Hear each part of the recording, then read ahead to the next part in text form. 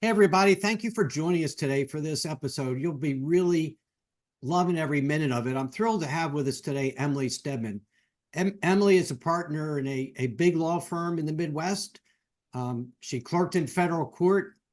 But really, what's amazing of her is despite all the pressures and activity with being a partner in a big firm, she spent so much of her time helping other lawyers learn how to live life well and to manage that stress. And I'm real excited to have Emily with us today. Emily, how are you doing?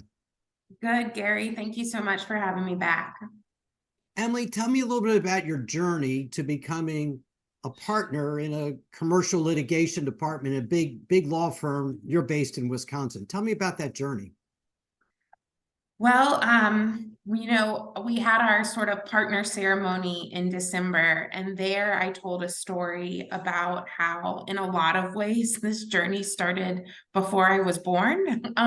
When my mom was in law school and married to my dad was already practicing. I was born during I interrupted my mom's finals, essentially, Wow. her first year of law school when I came pretty early. And my birth announcement said Stedman and Stedman welcome their newest associate. So in some ways, this has been a 37 and a half year to partner. But otherwise, it's been 13 and a half years, including law school journey. And in a lot of ways, and what I talk about sometimes on LinkedIn or just with people generally, is that if you looked at my resume on LinkedIn, it looks very linear, right? Law school, editor-in-chief, clerkship, first big firm, second big firm, partner.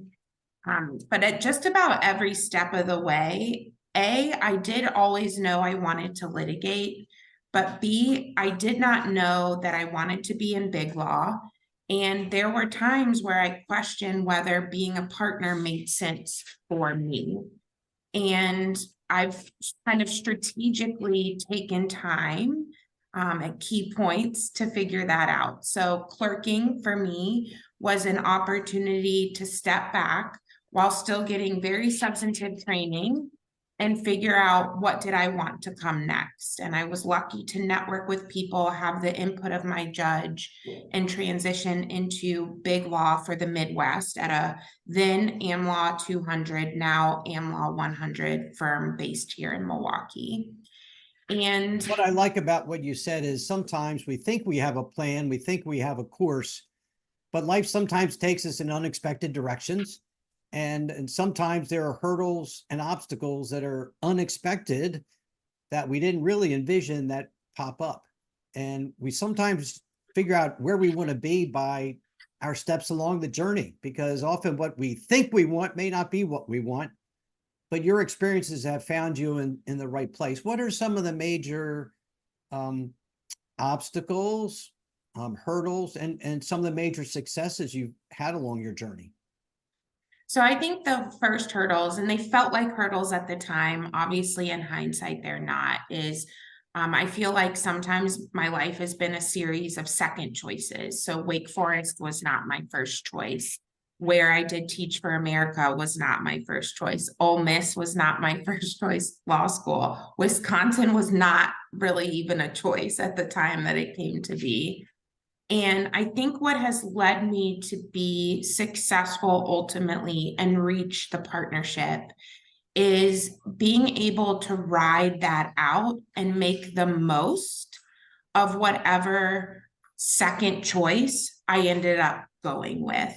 So I go back to college. Wake Forest is a great school. It was academically rigorous, and I 100% should not have been at the big dream school that I wanted, which was UVA. The smaller liberal arts school suited me much better and gave me so many skills, leadership, academically, that led me and got me into something like Teach for America.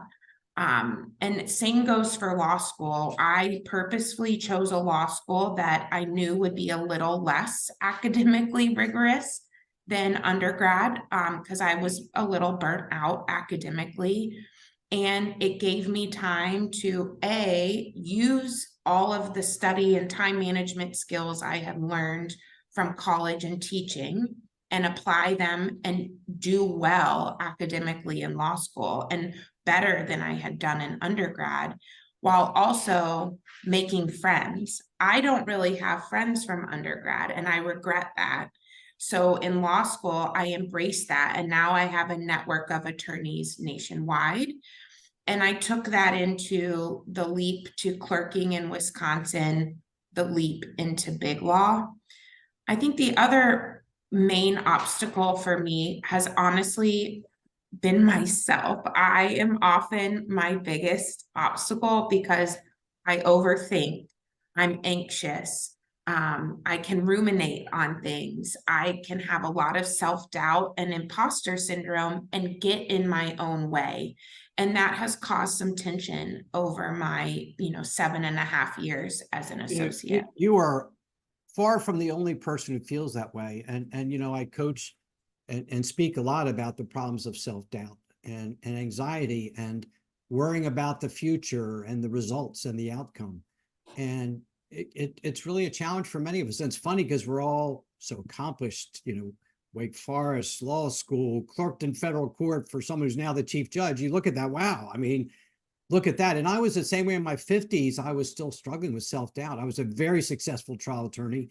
I managed my own firm, had a wealth of clients. It's like, and I looked at me, is it real? I mean, is that me, or is it felt pretend was how, how have you learned to manage that self-doubt to become what appears now, maybe not, you correct me if I'm wrong, the self-confident, self-assured lawyer that you are? I definitely probably have an 80-20 experience with confidence and less pressure. And then, that 20% of intense doubt and putting a lot of pressure on myself. I think I got a therapist maybe 6 months into being a big law attorney because I started to feel that external pressure on top of the internal pressure. Meditation, and learning that I have not necessarily some control over my thoughts, but I have the ability to ignore them and let them go. And then this is going to sound trite because I am a litigator, but I remember someone putting it in those terms. What does the evidence show? And just like you said just now, Gary, the evidence does not show that I'm a failure, So when I think I am, when I tell myself I'm the only one making mistakes, I'm the only one struggling, if I can catch that thought and say, wait a minute, Emily, what does the evidence show? The other big thing is realizing and truly believing that I am a human and everyone I interact with is a human, and no human is free from making mistakes or struggling. And I think anxious high achievers have this tendency to sit in their offices at home or in an office in their cars and think everyone else has it all together. No one else is struggling or making a mistake. And that is a lie we're telling ourselves. And what really brought freedom for me from ruminating on those thoughts as much was talking to my friends and colleagues openly about that. Well, that communication is so important. I can't even tell you how many things you highlighted that I want to endorse. The first is a problem of perfectionism, that we're so competitive in law school, and really for you, you had a very rigorous academic experience in college. And so we're striving to be our best. We want our papers to be perfect. We want our exams to be perfect. We enter a law firm, we want our work to be perfect. And that can cause self-doubt because we're not perfect. We make mistakes. The other is the importance of self-compassion, forgiving ourselves. I'm my own worst enemy. My wife does something wrong and it's like, that's okay, honey, I don't care. But I drop a glass on the floor and I start yelling at myself. Like it's sick how we do that. And then the other is a problem of comparison. We think everyone else has it together and we're the only ones who don't. And it's only when you engage in community with other attorneys where you realize you're not the only one. They feel like you do. you know? Yeah. And two follow-ups on that. So one, you're exactly right. And it seems so common sense, but I had never thought about how I talked with my friends and like my sister versus how I was talking to myself. And when I stopped and asked myself, would I speak this way to a friend or colleague who came to me and shared the thoughts or problems like the one I think I'm facing? The answer was, of course I would not. Like, absolutely. And so that really helped me. I mean, I still have to catch myself doing it. The other thing is comparison. It's a trap. And I was very good in law school about just doing my own thing, staying in my lane, not trying to take on the habits of like the man who was number one in our class and just doing what I knew was best. When I entered a big firm and all of a sudden there were these metrics and time periods for moving to mid-level, moving to senior associate, moving to partner, I lost the ability to say, whoa, what do I want? What makes sense for me? And when I stopped and said, I'm on my own journey and I'm not behind, I'm not ahead, I'm just on my path, that gave me some freedom to start questions like, is this the type of work I want to be doing? Are these the people I want to be working for? And really start building a career that made sense for me and wasn't just some big law stereotype that I was trying to fall in line behind. And I want to endorse that as well. One of the things I talk about often is aligning our practice, our legal future with our values. So often we take that first job and we haven't really thought about, is it the right place for us? And maybe we didn't have a choice then, it doesn't, I don't know. But at some point in our career, we need to figure out, what do I want from my legal profession? What do I want to be? Where do I want to work? Who do I want to work with? What kind of work do I want to do? Do I want to be big city? Do I want independence? Do I want to be part of a big firm? All those kinds of questions are so important. And I compliment you for going through that analysis and really endorsing, your path, because what everyone else's path isn't necessarily right for us. Right. And I think high achievers and a lot of attorneys struggle either with clients or bosses or partners with this fear of disappointing other people. I have had that in me from probably the moment I came out of the womb of not wanting to disappoint my parents. And that immediately translated into not disappointing teachers, not disappointing bosses. And at some point, I had to say to myself, I'm an adult. Like, I'm in charge of my life, and this is my career. And if I am miserable, I have to say to these people I fear that I'm disappointing, I might disappoint you, but I can't do this anymore, right? Like, it was my health and well-being had to come first. And I started experiencing all that right up before I left my first firm. And I really struggled because I couldn't imagine telling a dear friend who worked at that firm and still does that I was leaving. Because of that fear of disappointment or this sense of loyalty. And I think a lot of people pride themselves on being loyal, but ultimately you cannot let the fear of disappointment or loyalty come before your health and well-being. I think the important thing to highlight there is that our true sense of fulfillment comes from being true to ourselves. If we try to live our life for other people, we lose our soul because we may be doing something we don't really want to do, or doing it a place or a way we don't really want to.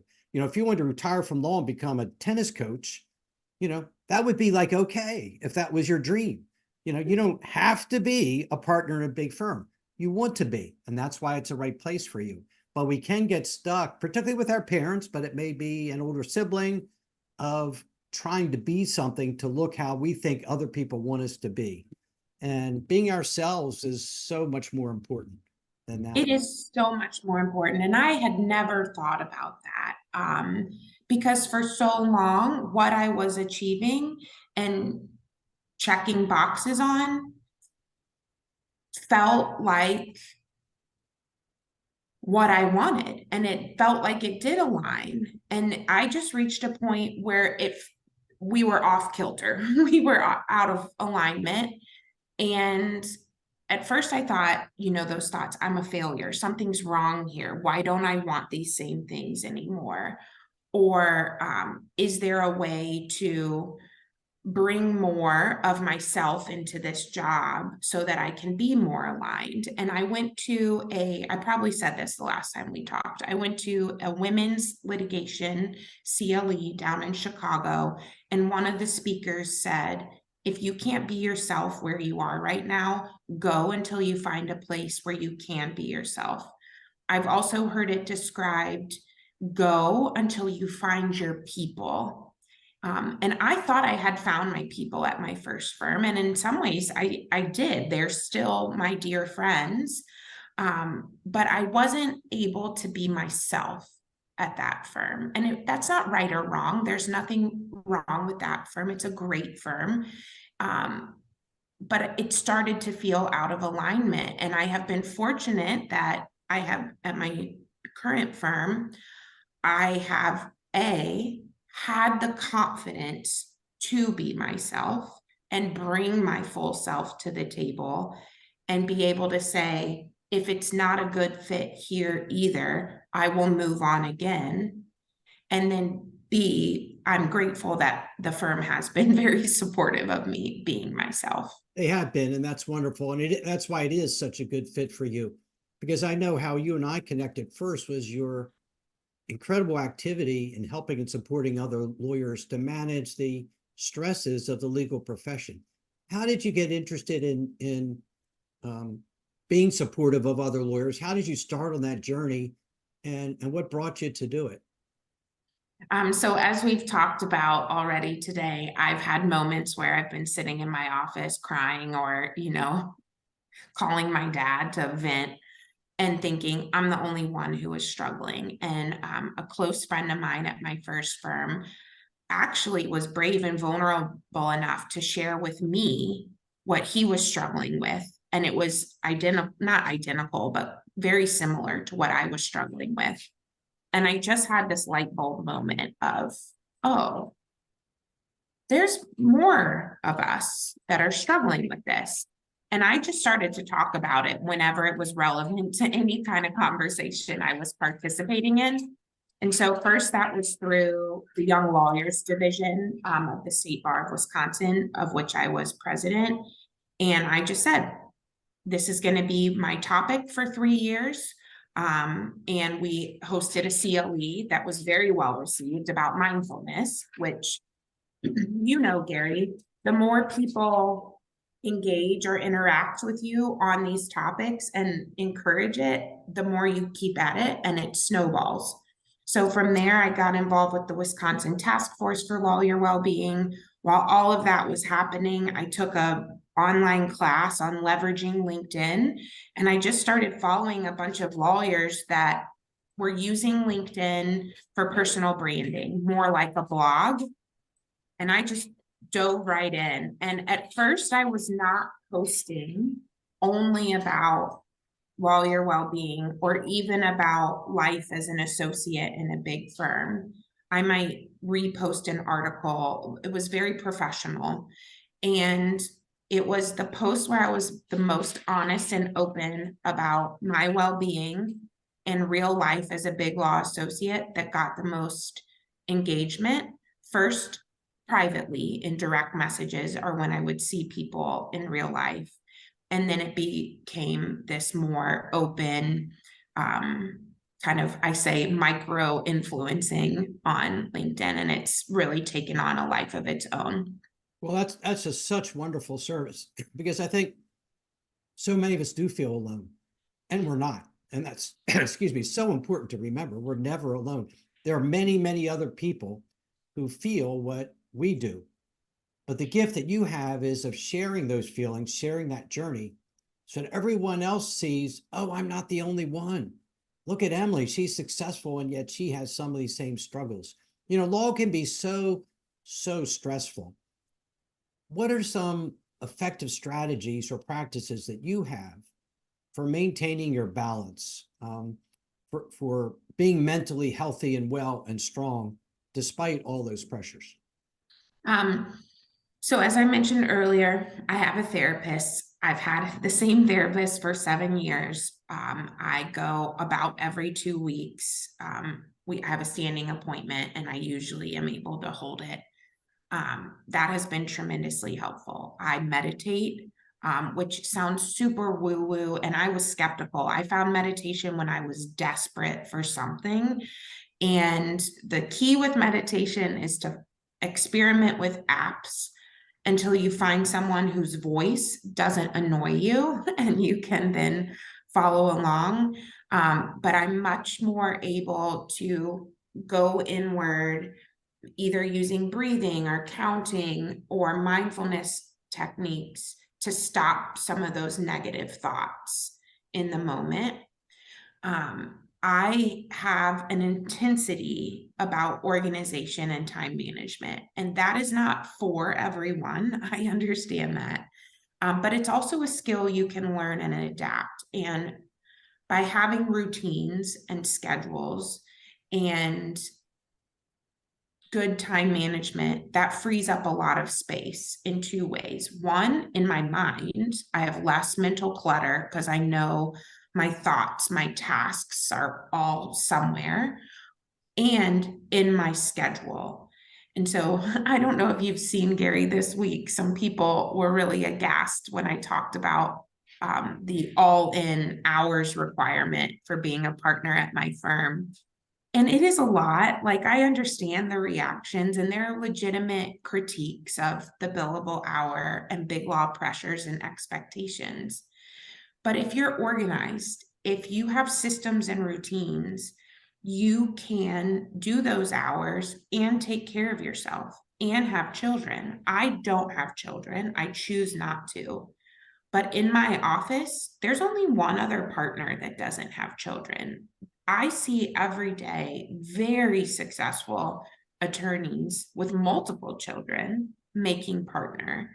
And so it's no one size fits all. I think the key is to not give up, be persistent, find the tools and routines and schedules and systems that work for you, and then don't look back. Just keep pressing ahead. Mindfulness is so important.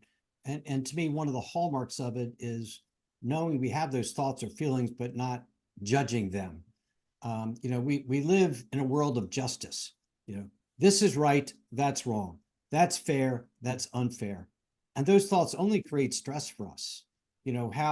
What our managing partner is like is just he or she is what they are. And that's just a fact that I have to work with. Might be good, it might be bad, but it doesn't matter what I think of it. It doesn't change it. But once we get in that world of judging things, instead of just acknowledging that, well, right now I feel stressed, instead of saying, well, you shouldn't feel that way, or the firm in the right place, just acknowledging we have those feelings without judgment relieves a lot of stress. And productivity is so important. I think a lot of folks they go in and just start working without really prioritizing, without planning. I don't know about you, but I think it's important to take a break during the day, not for 2 hours, but for 15 minutes, step outside, get some fresh Wisconsin air, clear our mind. A world-class athlete doesn't train 10 hours a day because they're going to burn their body out. And our tool is our mind, but it can get burned out too if we just stay on that treadmill too long. Absolutely. And that's 100% what happened to me. So for a long time, I've always been a planner, so I should clarify or qualify it that way.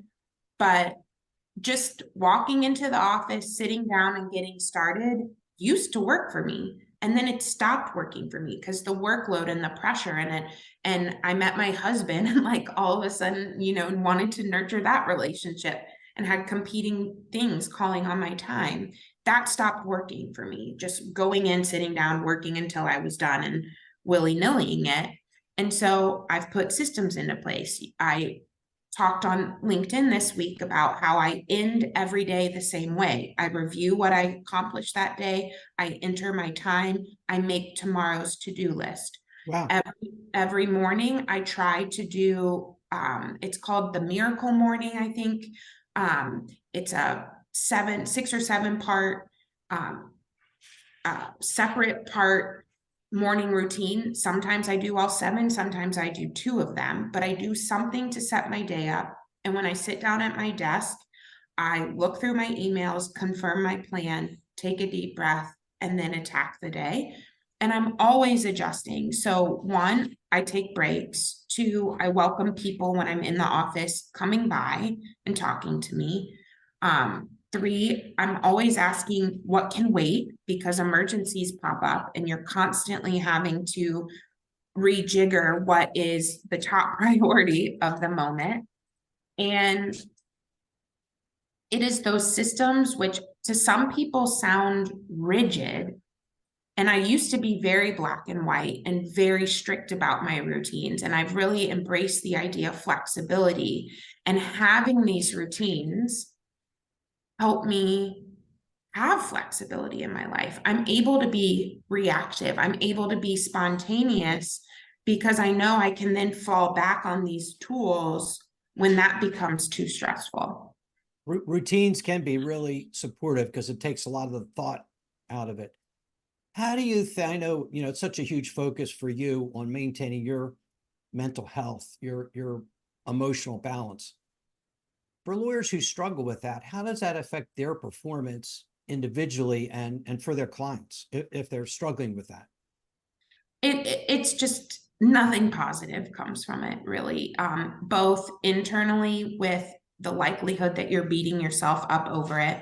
And I used to say I would be so anxious about making a mistake, I couldn't help but make the mistake. You become the cause of your fears and you bring them to life.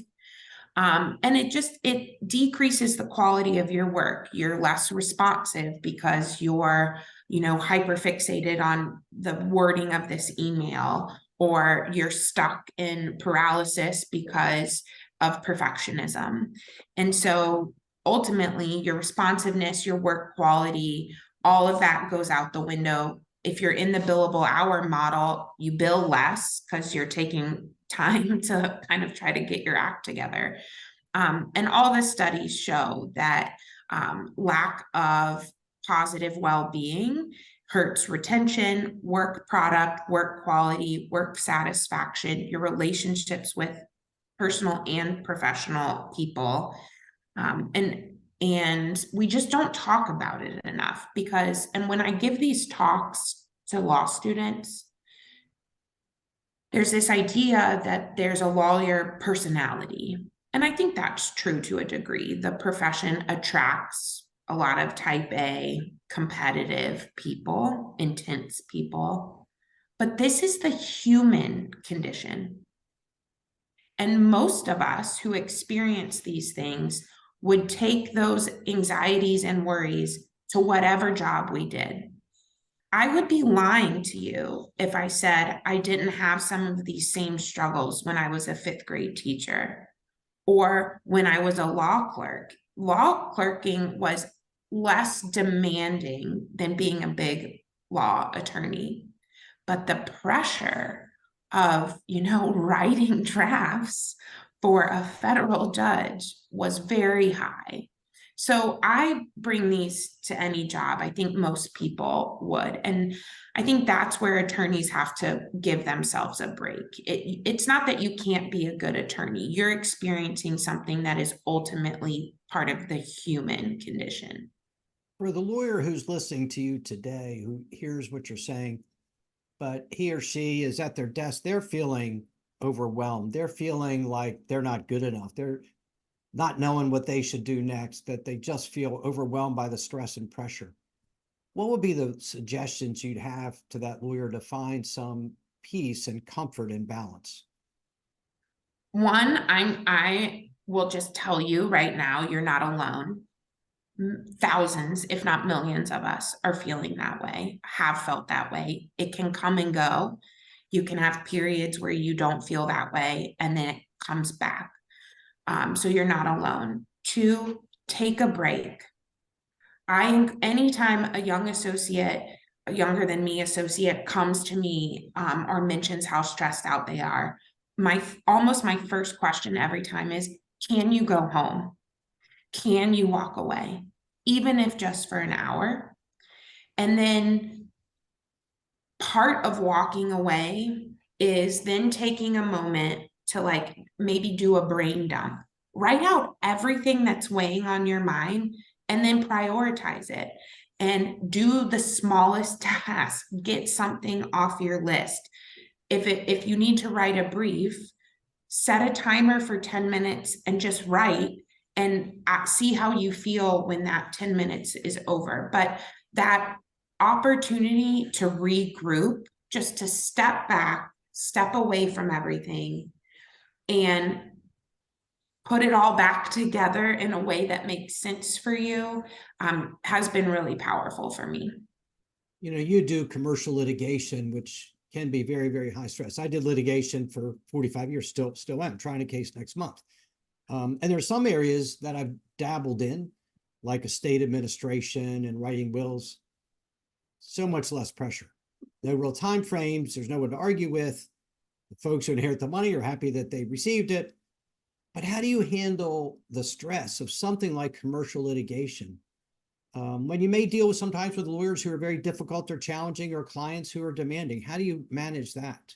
Yeah, or sometimes I have to like ramp up and be aggressive too, right? I probably am the cliche litigator in that I feed off of those times. Like those times are almost less stressful for me because there's a goal and there's there's not always a plan, but there's a mission, I should say. And you're working towards this thing and everyone on your team is working towards this thing and there's often camaraderie. If I have a difficult opposing counsel, it often helps to just have someone else to talk to about it and really laugh about it. I have a partner, I guess I'm now his partner. We're now partners together. When I was still an associate, he let me take a pretty substantive role in a case, and opposing counsel was just the opposite of me. Not very organized, brilliant, but last minute, kind of, I found him to be somewhat frustrating. And this partner was very good about letting me vent about it, but then saying, don't let him get under your skin. Just keep doing who you are, what you would do, thinking through the costs of reacting to some of those, either sort of the absent-minded professor style or the bombastic style. I talk with clients a lot about wanting to retain the reasonable posture and position and thinking about how you portray that to the court. And even if you ultimately lose a case or lose a motion or argument, have I maintained a reputation or a personality that aligns with who I am and will help me continue to build relationships down the line? But really, even when I'm in trial, I try to read for fun in the morning and at night, even if it's That's fantastic. Right? Like I'm a big advocate of doing something very, very small.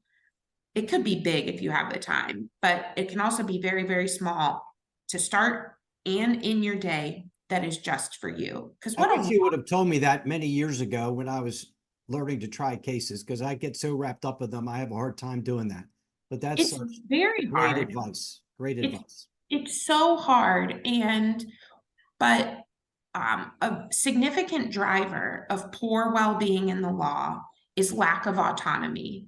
And I was a victim of that. And then I realized there are small moments throughout my day that are wholly mine and that I can control. And that's where I start with associates. Do one thing in the morning that's just for you. That could be a cup of coffee and TikTok for 15 minutes. It could be reading for fun. It could be walking your dog. Repeat that at the end of the day so you have at least those two things that you control. And it will really snowball from there. Fantastic. What role do you think mentorship and having a community can help a lawyer process the stresses and rigors of our profession? It's critical. And I've been fortunate at both my firms to have strong groups of associates that are pretty close and willing to share with one another the struggles and venting, of course. But I also encourage associates to have friends at other firms that could be down the street, across the country, that are about your vintage, that you can talk to and who you go through this life together. I have a great friend at another firm. We happen to make partner at the same time this year, and we have just been able to walk each other through. Am I overreacting? Is this a legitimate concern? You know, maybe there are things at her firm that I think we should do at my firm, or the problem is everywhere, right? You gain that perspective. Community is critical. What I have found on LinkedIn and what encourages me to keep going, and now I found on Twitter, which is wild and strange, is a community of, it's very positive, you know, it's encouragement, it's respectful discussions and back and forth about the billable hour, about law and what can be better about it, about our hobbies, and that Community really is so important. And let's kind of, as we wrap up, talk about this briefly. What can law firms and the legal profession do to help in this area? You know, I became a lawyer in 1978, and back then there was no discussion of mental health and wellness. And I've been sober in recovery a long time. And when I first got sober, it was a dark secret because it was embarrassing. And now we talk about the dangers of substance abuse and how recovery is a positive and a model. What do you think some law firms and maybe our profession as a whole can do to support attorney wellness? I think one is create space for it to be talked about and to lessen the stigma. We can all play a role in destigmatizing alcohol use, substance use and abuse, mental health, getting therapy, taking anxiety medication. All of these things are just part of the human condition, and it doesn't weaken us as attorneys to acknowledge that we're struggling with these things. And in fact, I think what we're seeing is that our clients kind of want attorneys to be well, and clients are willing to have these discussions.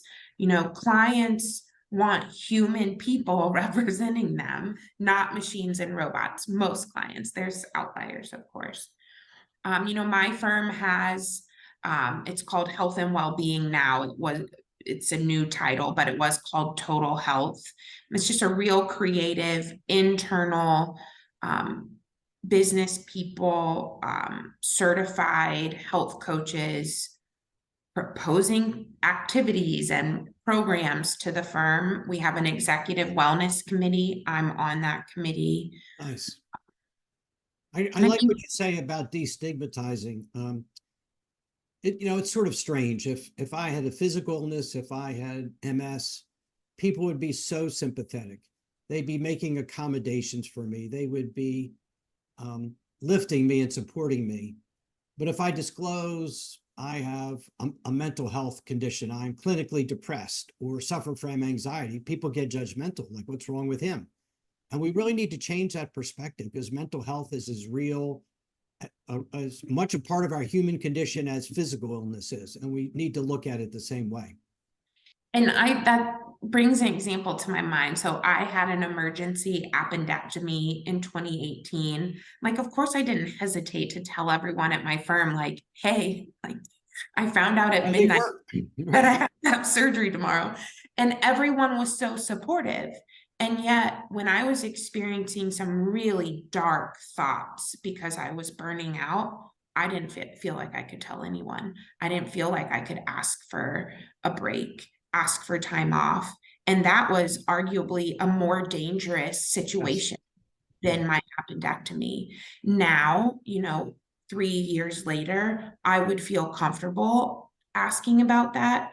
But I know there are many, many people out there who don't feel like they can get that help from their firms.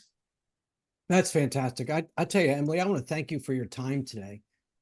You're such a persuasive advocate for mental health, and you're so helpful in that arena. And you do that every day on LinkedIn. You do that in your firm. You do that in your bar association. And that's such important work. I want to thank you for that. Thank you, Gary. I'm grateful it's brought me in connection with people like you who are doing the work in this space as well. Thank you so much. For those who would like to get in touch with you, Emily, where can they best find you?